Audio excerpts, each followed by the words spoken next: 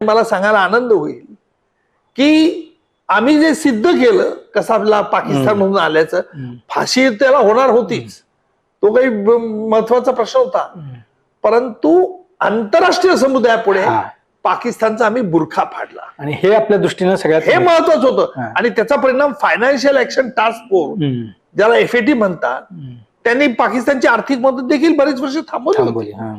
मी आजारी पडल्यानंतर मला तुरुंगातून पत्र पाठवतो, माझं कौतुक करतो.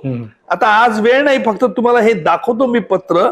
हे पत्रामध्ये त्याने सगळं माझं कौतुक केलेलं आहे आणि याच्यामध्ये त्याने हे लिहिलंय की अबू सालेम अन्सारी, आपण जर बघितलं मोठं हे करून इंग्रजीमध्ये पत्र, इंग्रजीत हिंदी आहे त्याचं पत्र.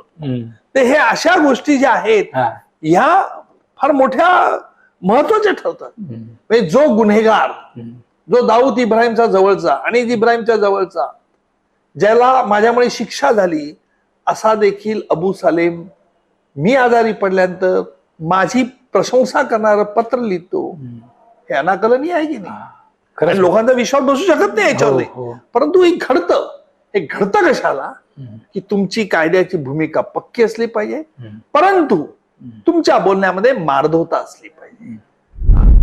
आज काही लोकांना असं वाटतं की आपण फार प्रामाणिक आहे, असतात प्रत्येक जण प्रामाणिक, मी प्रामाणिक, पण या प्रामाणिकपणाचा दर्प त्यांच्या डोक्यात एवढा भिनलेला असतो की समोरचे सगळे जग त्यांना तुच्छ वाटतात. आणि म्हणून विशेषतः IAS IPS जे अधिकारी असतात यांनी देखील लक्षात ठेवलं पाहिजे, तुम्हाला जे अधिकार मिळालेले आहे हे तुम्हाला एका पदामुळे मिळालेले आहे, आणि त्या पदामुळे जर तुमच्या डोक्यामध्ये मस्तकामध्ये तो अहंपणा जर होत असेल तर तुम्ही सर्व माणसं तो नष्ट होत असत. रिटायर निवृत्त झाल्यानंतर कोण तुम्हाला विचारतं? कोणी विचारत? तुम्ही लोकसभेसाठी निवडणुकीला लढलात आणि मागच्या दाराने आता राज्यसभेत आलात. कोणत्या मागच्या दाराने आलो नाही. माननीय आमदार, माननीय मुख्यमंत्री महोदय देवेंद्रजी फडणवीस साहेब यांच्या आग्रहामुळे मी लोकसभेला उभं राहिलो. त्यांनी आग्रह खूप केला, उभं राहा, आम्ही बघतो, आम्ही छानचा फोन. तुमच्या वलयाचा फायदा घ्यायचा होता? वलयाचा नाही. त्यांना वाटलं की आपल्याजवळ असली माणसं पाहिजेत असं वाटतं. माझ्या वलयाचा काय फायदा, मी कोणता असं मारला झेंडा केलेला असं काही नाहीये. वलय विलय खोटं, वलय असतं मी पडलो नसतो. 16,000 मतांनी पडलो. आम्ही आता एक आणतोय बिल लवकरच की देशाचे पंतप्रधान किंवा देशाचे कॅबिनेट मिनिस्टर किंवा राज्याचा मुख्यमंत्री किंवा राज्याचे कॅबिनेट मिनिस्टर हे 30 दिवस किंवा 30 दिवसाच्या तुरुंगात जर राहिले तर त्यांचं पद आपोआप रद्द होईल. ही नवीन गोष्ट, अशी तरतूद आम्ही या अधिवेशनात आणणार आहोत. म्हणजे आम्हाला गुन्हेगारीला कुठे थारा द्यायचा नाहीये.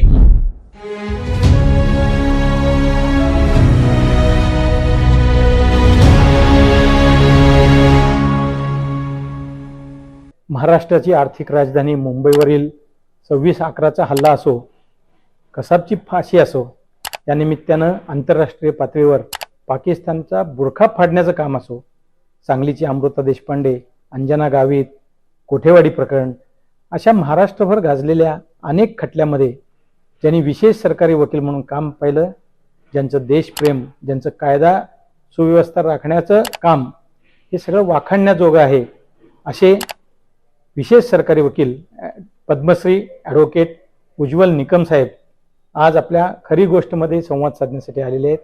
मी त्या व्यासपीठावर त्यांचं स्वागत करतो. नमस्कार. मी पहिल्यांदाच प्रश्न विचारतो की कसाबला फाशी देण्याच्या तिथपर्यंत जाणं आणि पाकिस्तानचा त्या प्रकारात हात आहे हे सिद्ध करण्यासाठी आपली खूप कसोटी लागली. नेमकं काय घडलं होतं? अभयजी, तुम्ही मगाशी सांगितलं की खरी गोष्ट मध्ये उज्ज्वल निकम खरं बोलणार आहे. तसं म्हणजे वकील म्हटल्यानंतर आम्ही शब्दाचे मांत्रिक असतो. खऱ्याचं खोटं आणि खोट्याचं खरं, काळ्याचं पांढरं, पांढऱ्याचं काळं, असं भास वा आभास आम्ही निर्माण करतो किंवा आभास तसा दाखवतो, अशी आमच्यावरती एक टीका होत असते. पण मला एक गोष्ट आवडली तुमची की तुम्ही या खरी गोष्ट मध्ये आज आम्हाला खरं सांगायला लावताय. आणि म्हणून खरं तेच सांगतो की अजमल अमीर कसाब जो पाकिस्तानचा दहशतवादी होता, त्याच्याबरोबर इतर 9 दहशतवादी होते, 9 मारले गेले, अजमल जिवंत राहिला. आता याचा खटला चालवायचा की नाही चालवायचा? कारण असं आहे की लोकांची इच्छा प्रबळ होती की अशा अतिरेक्याचा खटला चालवायचाच का, ज्याने 166 लोकांना ठार केलं, अनेक लोकांना इंज्युअर्ड केलं.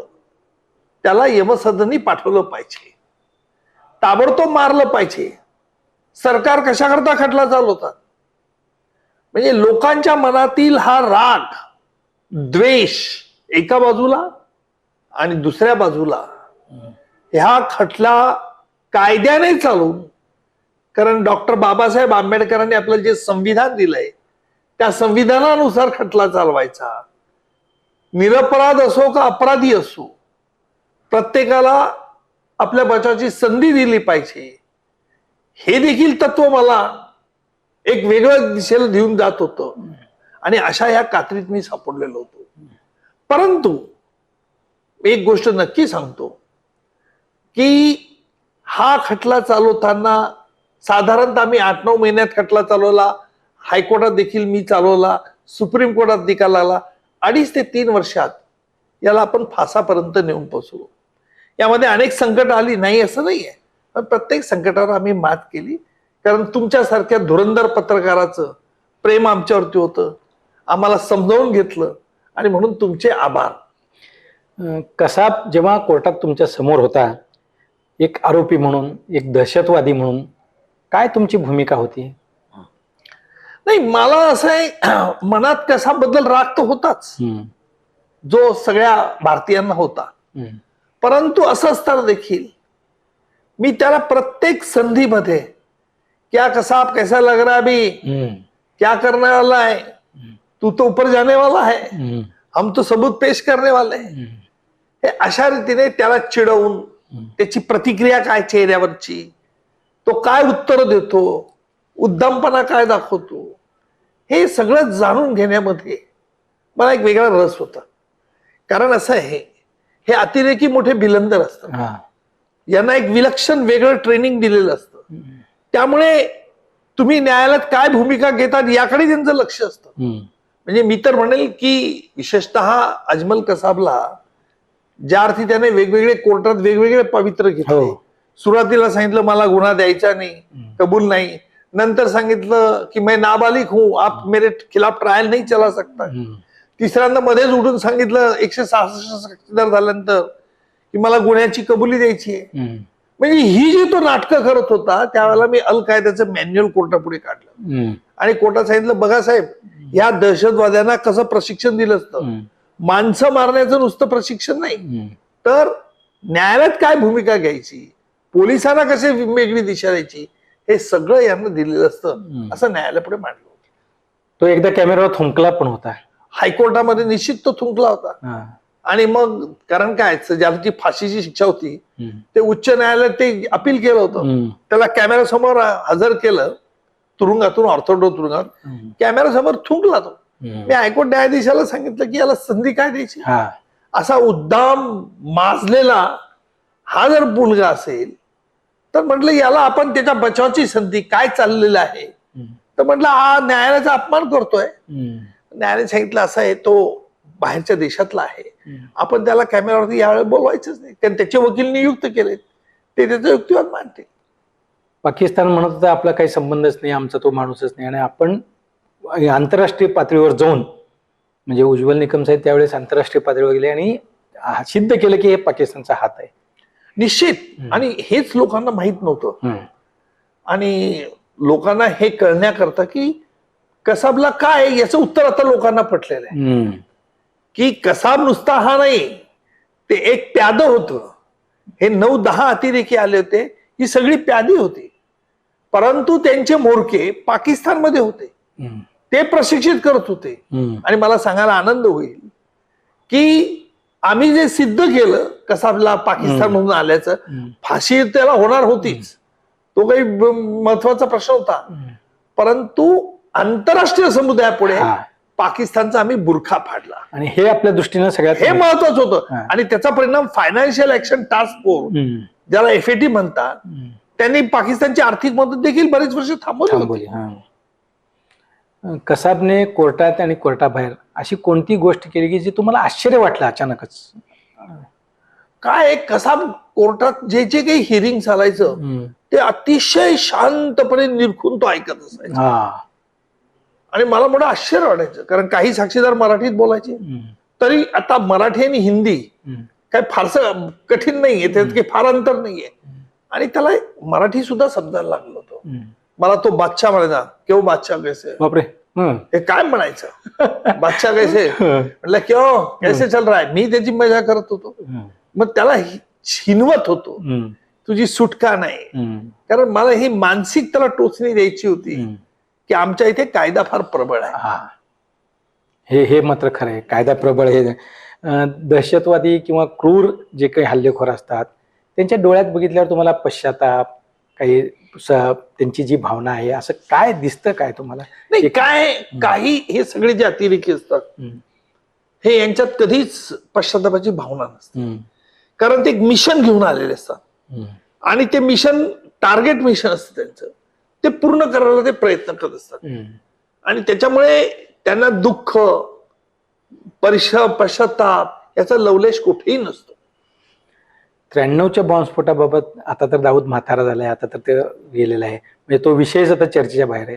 पण आज तुम्ही त्या दिवशीच्या घटनेकडे, 93च्या घटनेकडे, बॉम्ब ब्लास्टच्या घटनेकडे आज तुम्ही उज्ज्वल निकम म्हणून कसं पाहताय? कारण आता त्याला 93 पासून आता 33 वर्ष झाली. होय, असं आहे की 33 वर्षापूर्वी मी मुंबईला प्रथम आलो. 12 मार्च 93ला बॉम्बस्फोट झाले आणि साधारणतः मला मुंबई पोलिसांनी बोलवलं सप्टेंबर का ऑक्टोबर मध्ये. मुंबई मला नवीन होतं, मुंबईचं पोलीस आयुक्त माहित नव्हतं, मी मराठी शाळेत शिकलेलो, त्यामुळे मुंबईला एवढ्या दिग्गज वकिलांपुढे आपला सामना होईल, चालेल का, आपण त्यांना तोंड देऊ शकू का. मला राहायचं घर नव्हतं, मी हॉटेलमध्ये राहत होतो. दर शुक्रवार शनिवारी घरी जायचो, शनिवार रविवारी घरी जायचो, जळगावला जायचो. आणि ज्या हॉटेलमध्ये राहत होतो ते काही फार मोठं भारी हॉटेल नव्हतं, पण तिथे जो स्वयंपाक व्हायचा तिथे जेवणाची सोय नव्हती, बाहेरून जेवण मागवायचं. तर बाहेरून मैद्याच्या पोळ्या यायच्या आणि मैद्याच्या पोळ्यामुळे हे 4, 5, 6 महिने हे झालं. मग मला तब्येतीवर परिणाम व्हायला लागला. मी माझ्या मिसेसला सांगितलं, इथं मुंबईचं जेवण काही बरोबर नाही. मग तुम्ही काय खातात, म्हटलं ते रोटी बाहेरून मागतात. मग म्हणजे कसली असते, मैद्याची असते. अरे ते मैद्याची खाऊ नका. मग ते गव्हाचं पीठ दर आठवड्याचं न्यायचो, घरची शेती असल्यामुळे गव्हाचं पीठ न्यायचो. आणि मग तिथल्या हॉटेलमध्ये राहणाऱ्या मुलांना, वेटर बॉयना त्यांना सांगितलं, तुम्ही चपात्या करा, याच्या मला द्या, तुम्ही खात चला. असं खालापेष्टात करलं. मी दुःख सांगत नाही, परंतु ज्या काही संकट आली त्याला आम्ही निर्धाराने तोंड दिलं.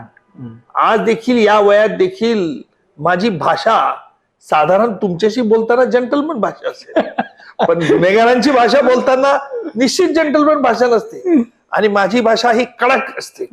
मी वेगवेगळी पात्र समोर आली की वेगवेगळी भाषेचा टोन वापरत असतो. म्हणजे मी नाटककार नाही किंवा नट नाही, परंतु वस्तुस्थिती काय आहे हे जाणून घेऊन मी त्याप्रमाणे माझं वर्तन करत असतो. दहशतवाद्यांशी लढताना भारतीय कायदा सुव्यवस्थेतील जी प्रणाली आहे आपली, काय ताकद वाटते आपल्याला? हे बघा, आमचा कायदा आणि आमची न्यायव्यवस्था आणि आमचं हे कॉन्स्टिट्यूशन, घटना ही इतकी उच्च स्तराची आहे की आज आपल्या देशात अनेक वेगवेगळ्या भाषेचे, धर्माचे, जातीचे लोक आहेत, पण तो आम्ही एक, इंडिया म्हटलं की एक होतो. भारत, हे सगळे लोक एकत्र राहतात. तुम्ही कुठूनही घ्या, आंध्र प्रदेश घ्या, कर्नाटक घ्या, बाहेर गेल्यावरती भारताच्या बाहेर काय म्हणतात, आय एम कानडी असं नाही म्हणत, आय एम इंडियन, आम्ही भारतीय आहोत. हा जाज्वल्य अभिमान प्रत्येकाच्या देशाच्या बद्दल हा प्रत्येक नागरिकांमध्ये येथे जागृत ठेवलेला आहे. आणि याला सगळं श्रेय म्हणजे आमचं जे कॉन्स्टिट्यूशन आहे, जी आमची घटना आहे, त्याला जातं. जळगाववरून मुंबईला आलात 93ला, हा टर्निंग पॉइंट कसा होता? वकिलीत आलात, वकिली सुरू केली. तुम्ही नेहमी सांगता की माझ्या वडिलांची इच्छा होती, तुम्हाला व्हायचं होतं का नाही? नाही, मला बिलकुल व्हायचं नव्हतं. मी आजही सांगतो की कारण त्यावेळेला आमच्या काळात लग्नाच्या मार्केटमध्ये वकिलाचा भाव डाऊन होता. आता फार हुशार मुलं जायला लागले. तुमचा मुलगाही वकील आहे? तो मुलगाही वकील आहे. मी त्याला म्हटलं, त्याला 96% मार्क्स होते. त्याला म्हणलं, अरे काय व्हायचे तुला आता? म्हटलं युपीएससी बीपीएससी परीक्षा नाही मला वकील व्हायचंय. आता म्हटलं अरे वकील काय होतो म्हटलं, बरं नाही वकील व्हायचं. त्याच्या दृष्टीने उज्ज्वल निकम खूप मोठा नाही पण तो सरकारी वकील नाही व्हायला तयार नव्हता ना. मला सरकारी वकील व्हायचं नाही म्हणे. म्हटलं का? म्हणजे तुम्हाला फी फार उशिरा मिळते म्हणे सरकारकडे. त्या मुलांची पण मला अभिमान असा आहे की आज त्याचं वक्तृत्व, त्याची बोलण्याची ढब की मग माझ्यापेक्षा जास्त असू शकते असं लोक म्हणतात. पण आनंदाची गोष्ट आहे ना. सांगण्याचं तात्पर्य म्हणजे की ह्या व्यवसायात माझ्या वडिलांच्यामुळे मी इच्छेमुळे आलो आणि I am very proud of my father की माझ्या वडिलांनी हा एक चांगला निर्णय घेतला आणि मला मी BSc first class LLB first class होतो, न्यायाधीश होता येत होतो तेव्हा वडिलांनी सांगितलं नोकरी करू नको, नोकरी केली नाही. त्याच्यामुळे मी फक्त आणि सरकारी वकील हे पद लावतच नाही, मी नेहमी उज्ज्वल निकम ब्रँड झालाय तो. नाही ब्रँड नाही साहेब, ब्रँड काय तुमच्यासारख्या मित्रांच्या सदिच्छेमुळे झालो. परंतु मी आता राज्यसभेचाही खासदार आहे, पण मी खासदार असं कधी कोणाला सांगत नाही. कोणालाही फोन करायचे असल्यास तुम्हाला गमतीचा भाग सांगतो, हा मी उज्ज्वल निकम बोलतो. कोण बोलतोय? मी उज्ज्वल निकम बोलतोय. आलं का लक्षात? आलं. तुम्ही आवाजात कशा पद्धतीने बोलता हे सांगण्याची जरूर नाही. तुम्हाला बिरुदाली नाही म्हणजे तुम्ही मोठे होत नसतात. तुमच्यात हा स्वयं बसला पाहिजे. तुम्हाला नेहमी कुठली तरी एखादी सेन्सिटिव्ह केस चालू झाली, 93ची असेल, कुठली असू द्या, मुंबईतला तो दहशतवादी हल्ला असेल, अंजना गावित खटला असेल, कोठेवाडी प्रकरण असेल, आम्ही नेहमी टीव्हीवर बघतो आणि ते टीव्हीवर पत्रकारांशी असा मुक्त संवाद असतो. असं बाकी कुठले वकील करत नाही. हे मीडिया ट्रायल काही किंवा मीडिया ट्रायल लक्षात घ्या. पत्रकार म्हणजे कोण? की आपले शत्रू नाहीत. पत्रकार हा समाजातला एक असा घटक आहे की तो समाजाला एक जागृत करत असतो. आणि म्हणून मी ज्यावेळेला 93ला बॉम्बस्फोट मध्ये आलो, ज्यावेळी पत्रकारांशी मुक्त संवाद साधू लागलो, त्यावेळेला सीबीआयच्या संचालकांना देखील माझ्यावर हरकत घेतली होती. तुम्हाला पहिल्यांदा सांगतो, राज्य सीबीआयचे संचालक म्हणे तुम्ही, ही खरी गोष्ट आहे, खरी गोष्ट आहे ही आजपर्यंत माहिती नाही, पण ही खरी गोष्ट तुम्ही फार हुशारीने काढून घेतली, तुमचं अभिनंदन.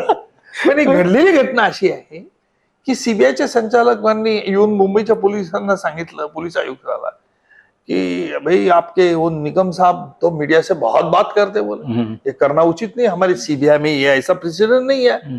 मग ती मीटिंग मध्ये विषय काढला. कमिशनरने म्हणे तुम्ही बोला म्हणे, आम्ही सगळे मीटिंग मध्ये असताना विषय काढा. मग काढला त्यांनी. म्हटलं नो, मी बोलणार, मी काही चुकीचं मीडियाला बोललेलं आहे का पहिली गोष्ट. त्याच्यामुळे केसच्या गुणवत्तेवरती काही परिणाम झालाय का, कोर्टात काय चाललंय हे जनतेला देखील कळलं पाहिजे. जनतेला कळण्याचा मार्ग म्हणजे मीडिया.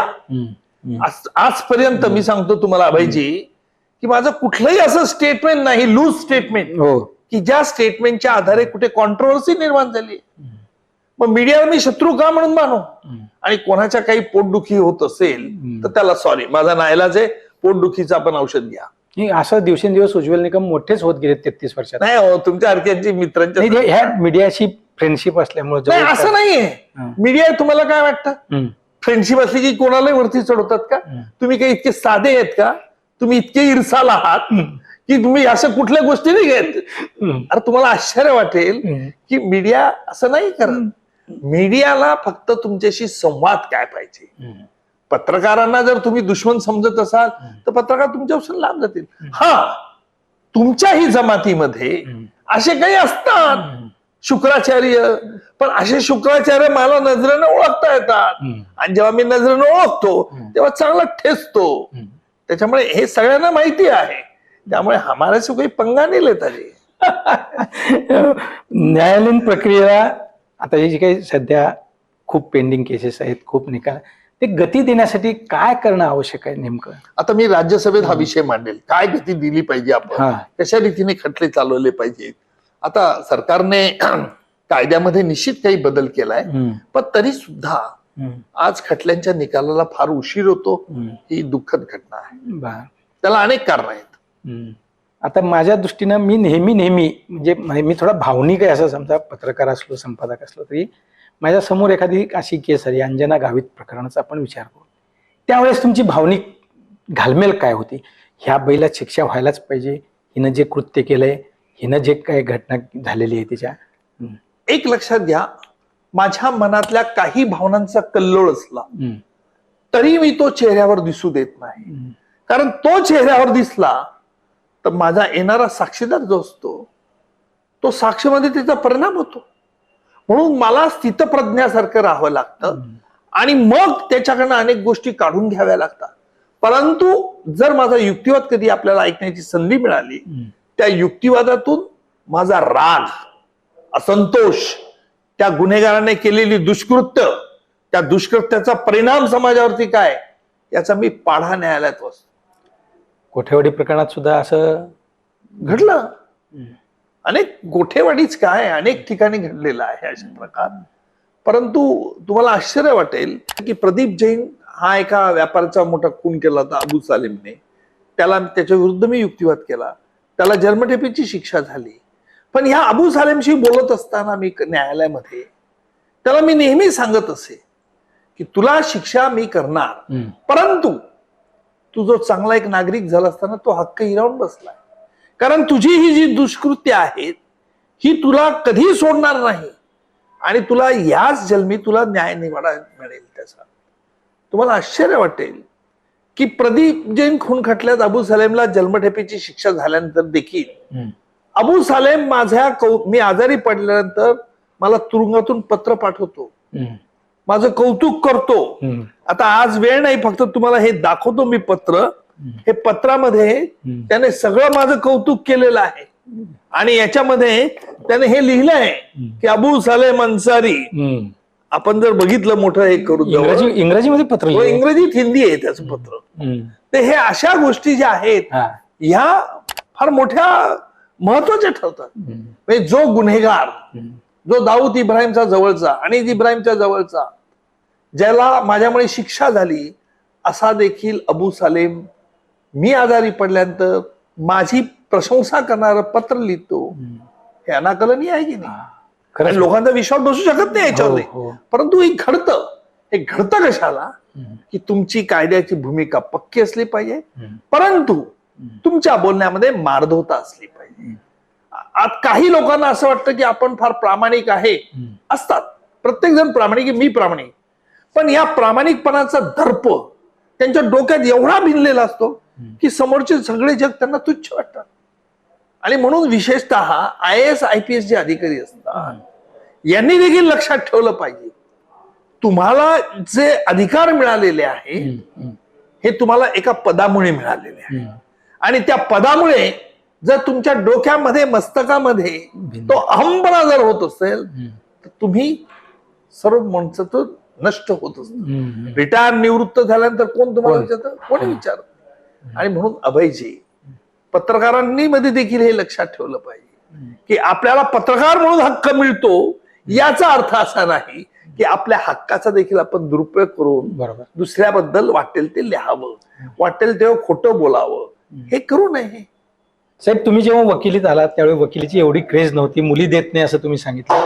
आता तरुणांचा वकिलीकडे खूप ओढा वाटला. तुमच्या मुलाचंच उदाहरण आहे, तर काय सांगाल? नवीन उज्ज्वल निकम व्हावेत आणि चांगल्या पद्धतीने सर्वसामान्यांना न्याय मिळून द्यावा अशा तरुणांसाठी काय सांगाल वकील होणार? अभयजी, खरं सांगू का की आजपर्यंत या देशात माझ्या माहितीनुसार वकिलावरती कधी चित्रपट निघालाय का? नाही. निघू शकतो आणि आपल्याला ही मी गोष्ट सिद्ध करून दाखवतोय. कारण येत्या 7 ऑगस्टला माझ्या आयुष्यावरती प्रहार हा चित्रपट निघालाय आणि या चित्रपटामध्ये आघाडीचा कलाकार राजकुमार राव हा माझी भूमिका करतोय आणि मॅडॉक फिल्म्सने हा पिक्चर प्रोड्यूस केलाय. सुरुवातीला मलाही असं वाटलं की हे पिक्चर काय करतात वकिला, पण जेव्हा त्यांना मी या खटल्यांच्या हकीकती सांगितल्या त्यावर त्यांनी सांगितलं की आम्ही लाईफ स्टोरी तुमची रिअल घेतो. म्हटलं उद्देश काय? म्हणे उद्देश असा आहे की लोकांना देखील कळलं पाहिजे की वकील होणं, सरकारी वकील असणं आणि काय भूमिका वकिलाला करावं लागते सरकारी वकील, याचं लाईव्ह पिक्चर हे तुम्हाला प्रहार मध्ये निघणार. तुम्ही अवश्य बघा. 7 ऑगस्टला प्रहार. विशेष सरकारी वकील म्हणून कुठलीही सेन्सिटिव्ह केस आली की उज्ज्वल निकमना द्या अशी सतत मागणी होती आणि तुम्ही आता केला. आता सरकार कुठलंही असो, पूर्वीचं कोणतंही सरकार असलं तरी काय फरक पडला नाही. हा प्रवास कसा काय होतोय? लोकांचं प्रेम, तुमच्यासारखे पत्रकारांची मैत्री, की जे मला नेहमीच चांगलं म्हणून बघतात, त्याच्यात एवढंच सांगता येईल? एवढंच निश्चितपणे. काय सांगणार मी, महाराष्ट्रात कुठे काही झालं, इन शॉर्ट सरकारचं मी अँटीबायोटिक आहे. काही कुठे काही झालं तर लगेच माननीय मुख्यमंत्री महोदय घोषणा करतात, लोक शांत होतात. मुख्यमंत्री महोदय मला म्हणतात लोकांचा तुमच्यावर विश्वास आहे. अरे पण त्या विश्वासामुळे माझे काय हाल होतात हा कोणाला माहित नसतं ना. आता ते लोहगड प्रकरणात पण तुमचं ते ठीक आहे, मी हे बघा लोकांच्या प्रेमामुळे आपलं देखील एक उत्साह वाढतो, नाही असं नाहीये, परंतु त्यालाही कुठेतरी सीमा असते ना. आता या वयात सुद्धा आपल्याला इतकी धावपळ करावी? या वयात म्हणजे मी काय म्हातारा झालो असं वाटलं का? 33 वर्ष केल्यानंतर. 33 वर्ष तसं मी आहे, वय माझं खूप आहे, तुम्हाला एकदम दचकला जाणवत नाही. जाणवत नाही, हा भाग वेगळा आहे. काय त्याच्या मागचं काय मेंटेन करणं? मेंटेन करणं काही नाही, मेंटेन काय पोट आहे, मेंटेन कसला, परंतु तुमची स्वच्छ भूमिका असली पाहिजे, तुमच्या विचारामध्ये एकसंगीपणा असला पाहिजे. तुम्ही प्रामाणिक असाल तरी सुद्धा प्रामाणिकपणाचा दर्प नको, डोक्यात मस्ती नको, गर्व नको. आणि कुटुंबाला वेळ कसा देते मग? नाही, कुटुंबाला वेळ देत नाही. माझं मिसेस त्यांची ओरड असतेच काही वेळेला, तुम्ही वेळ देत नाही. म्हटलं आता काय ह्या वयात काय वेळ, लग्न कार्याला तरी जाता का नाही? जातो केव्हा केव्हा, जेव्हा असं असेल माझ्या तारखा ऍडजस्ट करून असेल तर जातो, नाही तर नाही लागत. आता आम्ही राज्यसभा सदस्य खासदारकडे थोडा वळतो. विशेष सरकारी वकील आणि हे सगळं सर्वसामान्यांना न्याय मिळवून देणं ही जी भूमिका होती, नो डाऊट राजकीय लोकांशी संपर्क येत होता. तुम्ही लोकसभेसाठी निवडणुकीला लढलात आणि मागच्या दारानं आता राज्यसभेत आलात.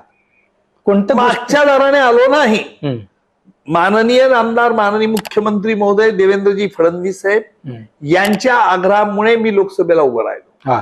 त्यांनी आग्रह खूप केला, उभं राहा आम्ही बघतो, आम्ही छानचा फोन. तुमच्या वलयाचा फायदा घ्यायचा होता? नाही, वलयाचा नाही. त्यांना वाटलं की आपल्याजवळ असली माणसं पाहिजेत असं वाटतं. माझ्या वलयाचा काय फायदा, मी कोणता असं मारला झेंडा केलेला लावलाय असं काही नाहीये. वलय खोटं, वलय असतं मी पडलो नसतो, 16,000 मतांनी पडलो, त्याच्यामुळे वलय नाही. परंतु त्यांचा विश्वास, प्रेम आणि त्यांना असं वाटत असलेली खात्री निवडून येऊ शकतो हा भाग. पडल्यानंतर देखील 8 ते 9 महिन्यामध्ये त्यांनी राष्ट्रपती नियुक्त मला खासदार केला. यालाच कारण असं आहे की त्यांनाही पश्चाताप कुठेतरी झाला की आपण निष्कारण यांना उभं केलं आणि पडलं. म्हणजे असं ही जो मनाचा श्रीमंती जी आहे ना, ही आज आमच्या राज्यकर्त्यांमध्ये आहे. मी हे प्रामाणिक मुद्दामून कबूल करेन. तुम्ही उगीच मला तुम्ही भाजपतर्फे निवडणूक लढवली म्हणून भाजपचे गोडवे गातात अशातला भाग नाहीये. मी जे जाणवलं, जे अनुभवलं ते तुम्हाला सांगतोय. त्याच्यामुळे तुमच्यासारखे पत्रकार जेव्हा उगीच बोट मारतात, टोचतात, त्याला काय अर्थ नसतो. आता तुम्ही अप्पर हाऊस मध्ये राज्यसभेत कायदा करणारी मंडळी तुम्ही, आता तुम्ही कायद्यातलंच, आम्ही आता एक आणतोय बिल लवकरच की देशाचे पंतप्रधान किंवा देशाचे कॅबिनेट मिनिस्टर किंवा राज्याचा मुख्यमंत्री किंवा राज्याचे कॅबिनेट मिनिस्टर हे 30 दिवस किंवा 30 दिवसाच्या तुरुंगात जर राहिले तर त्यांचं पद आपोआप रद्द होईल. ही नवीन गोष्ट, अशी तरतूद आम्ही या अधिवेशनात आणणार आहोत. म्हणजे आम्हाला गुन्हेगारीला कुठे थारा द्यायचा नाहीये आणि हाच आमचा भाजपचा अजेंडा आहे. आता राज्यसभेत असं कोणतं तुमच्या डोक्यात विचार आहे की काय करावं कायद्याच्यासाठी किंवा केसेस निकाली काढणे? आता ते सगळं विचार करायचं आहे त्याच्याबद्दल. रंगोपांग आज असे कॅमेरा समोर काहीतरी मी घोषणा करायची आणि असं करायचं आणि झालं नाही तर तुम्ही आम्हाला पकडाल, तुम्ही आमच्या समोर खरी गोष्ट मध्ये बोललात आणि खरी तर काही झालं नाही, खोटच बोललात तुम्ही, असा शिक्का मला नकोय. समन्वय कसा राखता येईल विधिमंडळ न्यायव्यवस्था यामध्ये? ते करतोय आम्ही, प्रयत्न करतोय. विशेषतः एका पोक्सोच्या केसेसमध्ये, म्हणजे जिथे लहान मुलावरती अत्याचार होतो आणि जेव्हा ती मोठे होतात त्यांचे महिला न्यायाधीशांपुढे केसेस चालतात आणि मग महिला न्यायाधीशांपुढे केस चालल्यानंतर त्या लहान मुलगा जो मोठा झालेला असतो त्याला महिला न्यायाधीशासमोर आपल्यावरती काय शारीरिक अत्याचार झाला हे सांगायला संकोच होतं. म्हणून मी राज्यसभेत मागणी केली किंवा जे पीडित मुलांचे खटले चालतात त्यांना पुरुष न्यायाधीश पाहिजे, महिला नको, ते सांगितलं पाहिजे. आणि हे एका महिला पोक्सोच्या न्यायाधीशांनी मला सांगितलंय की आमच्या समोर ती मुलं सांगायला घाबरतात, लाजतात आणि आम्हालाही संकोचल्यासारखं होतं त्यांना प्रश्न. असं होतं. म्हणून असं आपल्याला ही संशोधनाची प्रक्रिया आहे. मध्यंतरी काँग्रेसच्या काळात भगवा दहशतवाद हे नेरेटिव्ह पसरवलं गेलं, मालेगाव बॉम्बस्फोटातले सगळेच निर्दोष सुटले. तुम्ही भाजपचे खासदार आहात म्हणून हा प्रश्न आहे की आता काय त्याची परिस्थिती आहे? असं दिसतं का तुम्हाला भगवा दहशतवाद असा कुठे? उगीच काहीतरी लेबल लावायचं आणि राजकीय पोळी भाजायची हा विरोधकांचा धंदा झालाय. आता मी भाजपचा खासदार आहे म्हणूनच सांगतो अशातला भाग नाहीये. एक न्यायालयाचा अधिकारी म्हणून तुम्हाला हे सांगतोय की वस्तुनिष्ठ माध्यमातून वस्तुनिष्ठ घेतलेला शोध म्हणजे त्याला आपण विज्ञान म्हणतो. आणि मग हे कुठे सिद्ध झालं? विरोधकांना काही करता येत नाही म्हणून हा भगवा दहशतवाद आहे, हा अल्पसंख्याकांच्या विरुद्ध आहे, अशा तऱ्हेची गोबेल्स प्रोपोगंडा करतात. या गोबेल्स प्रोपोगंडामुळे आपण देश कुठल्या अधोगतीला नेतो आहोत याचं दुर्दैवाने भान आपल्या विरोधकांना नसतं. माझं एक म्हणणं आहे, तुम्ही राजनीती करा, पण अशी राजनीती करू नका की या देशामध्ये एक वेगळं वातावरण निर्माण होईल. आज आंतरराष्ट्रीय स्तरावरती देशाची प्रतिमा देशाच्या पंतप्रधानांनी कशा रीतीने ठेवलेली आहे हे आपल्याला माहिती आहे ना, चांगली ठेवली. आणि म्हणून आज भारताचा व्हॉइस ऐकला जातो. India's prime minister, what is the say of the India's prime minister असं विचारलं जातं जे यापूर्वी कधी विचारलं जात नव्हतं. पूर्वी अशी घटना घडलेली आहे की आपल्या देशाचे पंतप्रधान अमेरिकेत गेल्यावरती अमेरिकेच्या राष्ट्राध्यक्षाने भेट दिली नाहीये. हल्ली तसं होत नाही. Mister Narendra Modi is my best friend असं मिस्टर ट्रम्प म्हणतात. आणखी काय पाहिजे? अर्थात मी ट्रम्प काय म्हणतो यांना महत्व देत नाही, आंतरराष्ट्रीय पातळीवरती आपलं महत्व वाढलेलं आहे. विशेष सरकारी वकील तथा राज्यसभेचे खासदार ऍडव्होकेट उज्ज्वल निकम आज आपल्या खरी गोष्टमध्ये अनेक गोष्टीवर संवाद साधण्यासाठी आले. त्यांनी दिलखुलास संवाद साधला, अनेक गोष्टी पुढे आणल्या आणि त्यातली खरी गोष्ट आपल्याला मिळाली. त्यातल्या अनेक गोष्टी आता प्रकाशात येतील. भविष्यात अजून काही त्यांच्याशी संवाद साधण्याची संधी मिळाली तर आपण साधू. मी उज्ज्वल निकम साहेबांना भविष्यात आणखी त्यांचं उज्ज्वल भविष्य व्हावं यासाठी शुभेच्छा देतो. धन्यवाद. धन्यवाद.